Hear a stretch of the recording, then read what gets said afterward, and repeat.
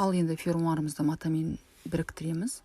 Мана фермуарда басында біз шаблон тіккен кезімізде, шаблонмен сызған кезімізде қағазға біз фермуардың ортасын белгілеп алдық. Екі жағында, екі ашылатын жағында жасыл карандашпен мен өзім сызып алғанмын.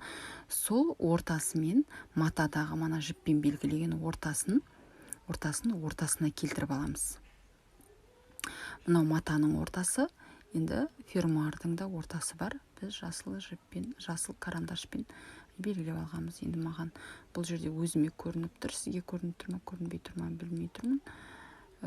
Өзіме көрініп тұр. Өзіңізде мысалға ручка болсын, карандаш болсын белгілеп алыңыздар.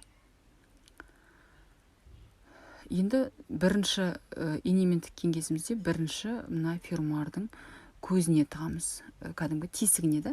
Ал екіншісін ары қарай уже біз фермуардың көзіне емес, біз тесікке емес, кешіресіздер, фермуардың темірін айналдырып шығамыз.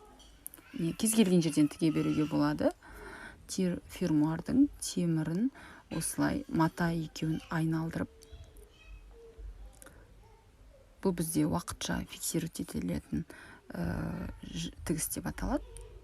Уақытша тігіс.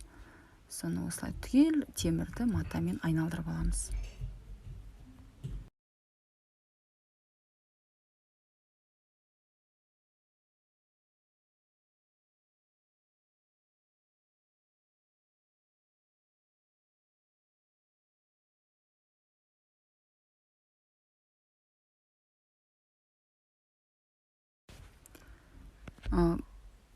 Матамен фермуарды біріктіріп жатқан кезде осылай қайшы пайдаланған жөн. Ол қайшының басы кішкене тупой болған жақсы. Егер қайшының басы үшкір болатын болса, онда біз матамызды зақымдайтын боламыз. Содан кейін тағы бір айтатын нәрсе, осылай нені орнына келтірген кезде біз основной үш материал бар ғой, бұл жерде үш бізге материал бар. Бұл біріншісі барқыт матамыз. Барқыт матамызбен флизелинмен, паутинкамызбен манаға неміз жабысып жатыр фетрамыз, және бер жағында астар материал бар. Сол астар материалдың өзін қайшымен ысырып қана қоймай, үш матаны фиксировать етіп бірге ысырылған жөн болады. Сол орнына осындай тупой қайшымен итерілген кішкене жақсы болады. Сол итеріп жатқан кезіңізде өзіңізге қолыңызға сезілу керекті, что сіз сол основной матаңыз ішіне кіріп жатыр деген сияқты да. Өйткені сіз қазір ортасын тағы да біз бөлек тігіспен тағы жүріп шыққан кезіңізде сол шетінде қалып қоймау керек. Өйткені біздің фермуарымызды ұстап жүрген кезде клиенттер ол сөгітіліп кетпеу үшін, кішкене сізге сапа беру үшін. Түсінікті айтып жатқан сияқты деп ойлаймын. Енді бір жағын бітірдік. Ортасынан бастап солға қарай бітірдік. Енді бұл түйеміз, жібін түйіп, енді келесі бетінен бастаймыз. Тағы да ортасынан бастаймыз да, енді оңға қарай жүреміз. Оңға қарай жүреміз. Ортасын тағы да фиксировать етеміз. Егер де ол ең бірінші бір жағын тіккен кезімізде біздің ортамыз ығысып кетеді. Қалай болғанмен де екінші жағына келген кезде сәл мына тікпеген, енді тіген деп жатқаныңызға жағыңызға қарай матаны ысырып отырғаныңыз жақсы, полный. Основной сумкаңыздың материалын өзіңізге қарай, мына екі бер жағыңызда ұстап тұрған қолыңызбен осылай ысырып итеріп отырған жақсы. Мына жерде сізге кішкене күш келеді, күш керек болады қолыңыздан. Қараңыз, мына жерде бос орын тұрған қара көрдіңіз, соны сіз қолыңызбен сәл күш келтіріп, қайшымен еще фиксировать етіп аласыз. Қайшымен, міне көрдіңіз, кірмей жатырны. Соны қарап, осы қайшымен бірге бекітіп, қолыңыздың ептілігі болу керек. Сосын ар жақтан бері қарай ортасынан тартып отырасыз. Сол кезде уже келді, бір-бірден тігіп аласыз да, фиксировать етіп инемен жіппен. Содан кейін ортасына келген кезіңізде оны кішкене қайшымен итеріңкіреп, кішкене күш керек болады. Дәл осылай видеода көрсетілгендей қылып, егер де сізге шаблоныңызбен тіккен сумкаңыздың екі несі бірге келетін болса, пішімдері да, онда сізге жақсылап осылай қона қояды. Сол себепті пішкен кезде де кішкене мұқият болған жақсы. Міне болдық, бір жағын, екінші жағында дәл осылай тігіп шығамыз. Көрдіңіздер, жібім менің толықтай жетті.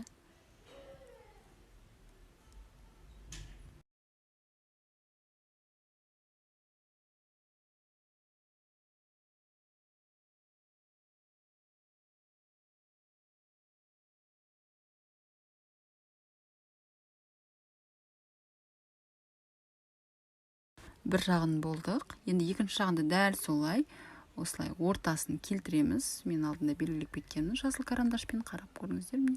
Сол ортамен матамыздың міне ортасын екеуін бір-біріне келтіреміз. Ортамен келтіріп, дәл солай ортасынан бастап солға қарай тігеміз, және оңға қарай немен, ине жіппен темірді айналдырып тігіп шығамыз.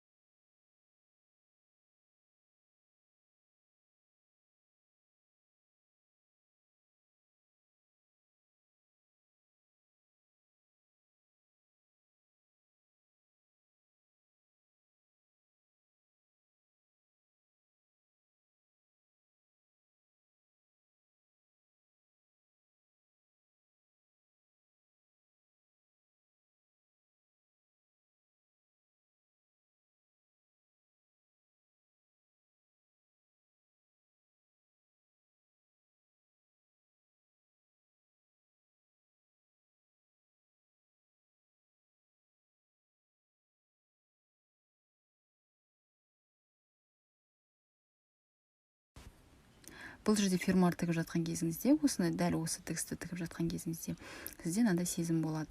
Білмеймін, өзімде болды.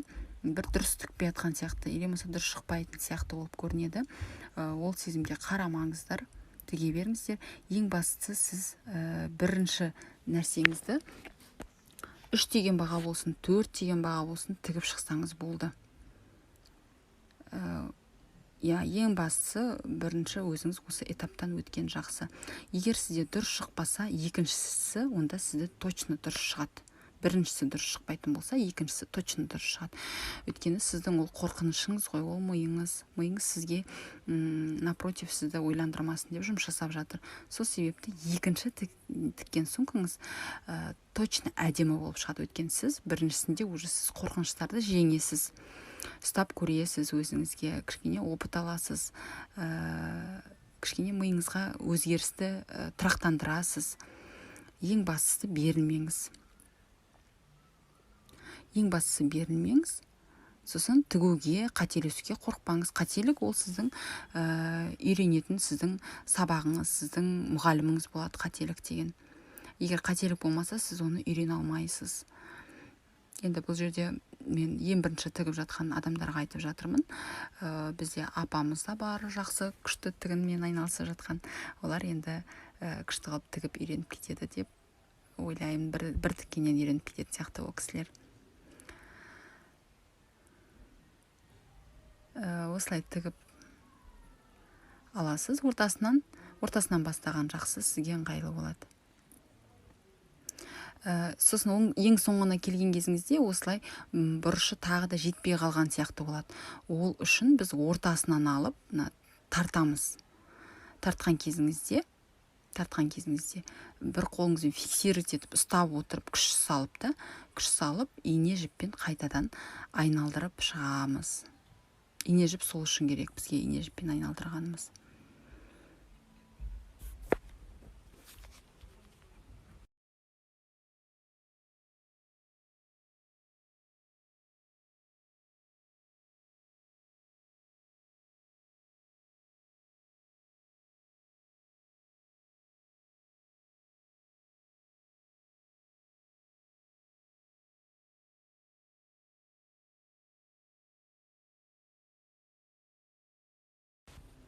Міне қараңыздар, менде уже жібім точно жетті. Мен бірақ оны түймеймін.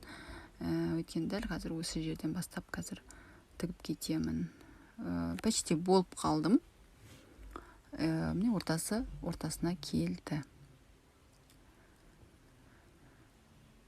Енді негізгі тігісті тігеміз.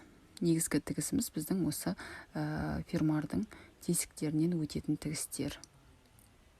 Тесіктерінен жүретін тігістер. Ең бірінші осы манағы біткен жерінен бастап тігемінде, сол жерден ең бірінші тесігінен инемен жіппен өтіп шығамында, сол жерді 2 рет фиксировать етіп өтемін. 2 рет дегенім 2 рет айналдырыпты. 1 рет өттім екінші тігіске. Енді тағы дәл мана біріншісі көзінен қайтып келеміз де, міне 2 рет осылай тігеміз. Енді біз ар жақтан 3-ші көзінен шығарамыз. 3-ші көзінен шығарамыз да 2-ші көзіне қайтып келеміз инемен. Көрдіңіз ғой да? Енді қайтадан 4-ші көзінен шығарамыз инені. Инемен жіпті 4-ші көзінен шығарамыз да 4-ші көзінен шығарамыз. Содан кейін 3-ші көзіне қайтып келеміз. 4-ші көзінен шықтық.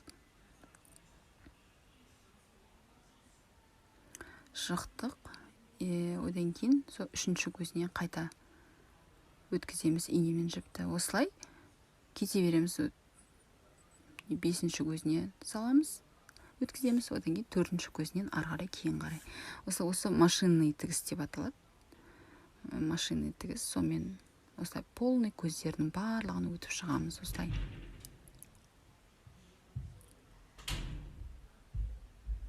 Дәл осылай өтіп шығамыз. Мен капрон жіп, леськаларды қолданбаймын, өйткені олар ыңғайсыз, жұмысыңызды көбейтіп жібереді. Сосын орта жолда олар шатасып кетеді. Көбіне капрон жіппен тіккеннің өзі шатасып кетеді. Ыңғайсыз болады. Мен тігем арасында, егерде бір сенімсіздік болып жатса, капронмен тігем. Дәл қазір осы, егер фетр салған материалдарымны көбіне капронмен тікпеймін. Кәдімгідей осы жіппен тіге беремін. Бұл жіптің қалыңдығы 4 қабатты да. 4 қабатты жіп осылай.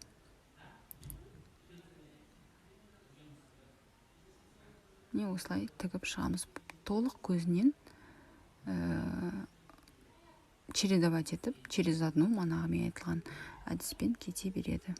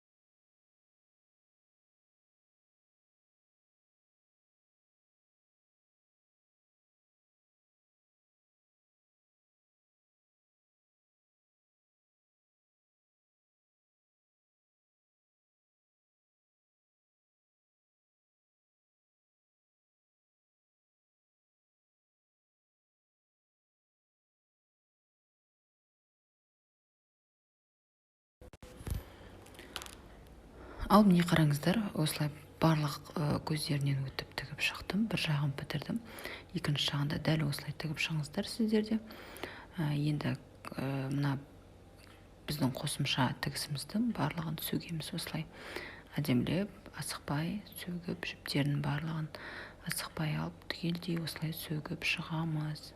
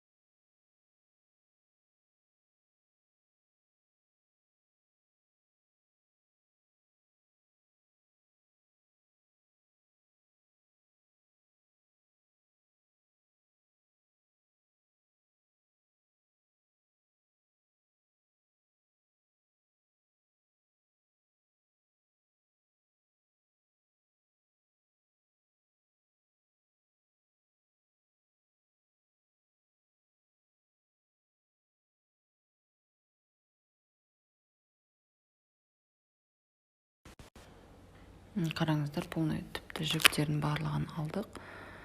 Осылай сөгеміз әдемілеп, асықпай. Осындай болып тұрады. Мына жағында, келесі жағында дәл осылай тігіп аламыз.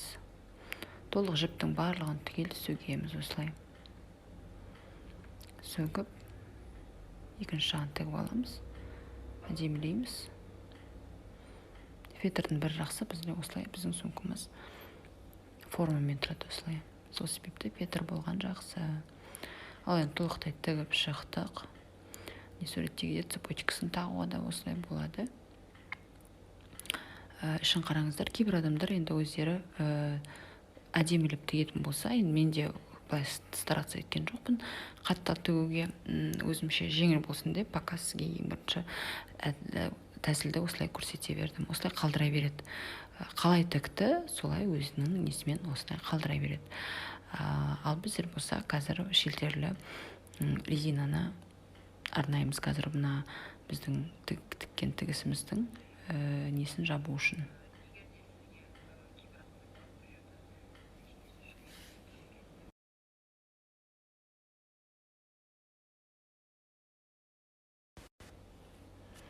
Осындай шелтерлі резина. Бұл енді барлық жерде бар ғой, білесіздер. Осыны енді әдемілеп біз ыстық клеймен клейлеп шығуымыз керек біз. Ыстық клейді пайдаланған кезде кішкене ұқыптылық болу керек, өйткені ыстық клей артықтау болса, ол аппақ болып, өте біртүрлі ыңғайсыз болып, біздің сумкамыздың сапасын кетіріп тұрады. Сол себепті тек азғана мөлшермен өзіңіз солай пайдаланыңыздар. Дәл осындай ыстық клеймен әдемілеп пайдаланыңыздар.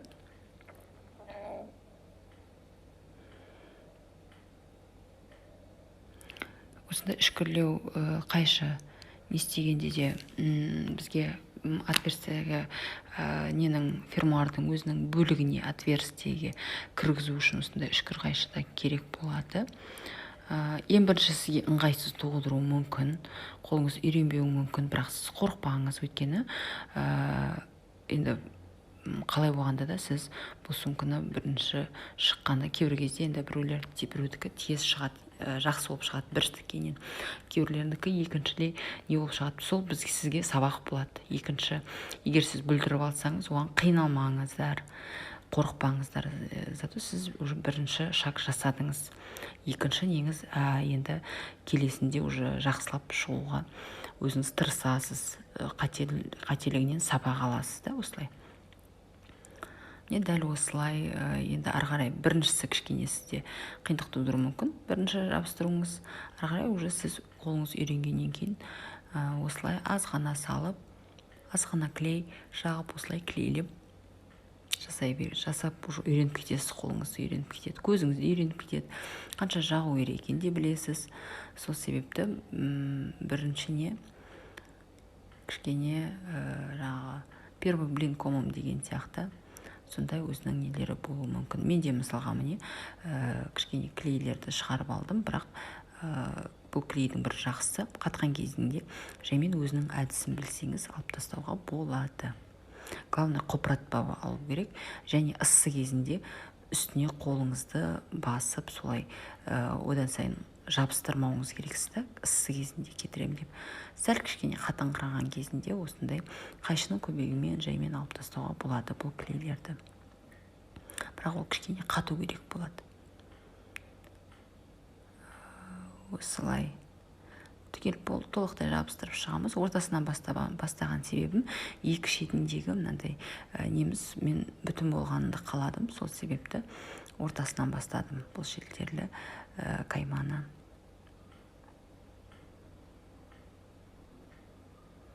Дәл осылай, толықтай осылай бітіріп шығамыз.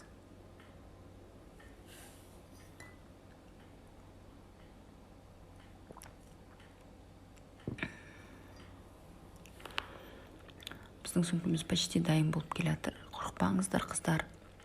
Ең бастысы тігіп бастаңыз. Тігіп соңына дейін жеткізуге тырысыңыз. Дұрыс еместігіңіз, қателесіптігіңіз, ең бастысы соңына дейін жетуге тырысыңыз. Ал екінші сумка тігіп бастаған кезіңізде уже кішкене сіздерде сенімділік оянады. Жандай өзіңіздің ісіңізге махаббатыңыз оянады. Мысалға осы сумканы мысалға несі маған жаңағындай сметасы фермуарды мысалға мен 1000 алдым. Іштегі енді матамен неменде болғанда өзімде астарлы болды, астары нені өзіміз енді клиенттің тек өзі сатып алды, маған тек осындай 40-50 несін алып берді, өзі осында материалды қалағаннан кейін. Мен полностью 9500 теңге ақша алдым бұл клиенттен. Осылай, өйткені менің жұмысым, әркім өзінің жұмысын бағалау керек. Ең бастысы біліміңізді құнсыздандырмаңыз, ешқашанда құнсыздандырмаңыз. Сіз не ойлайсыз, сол болады.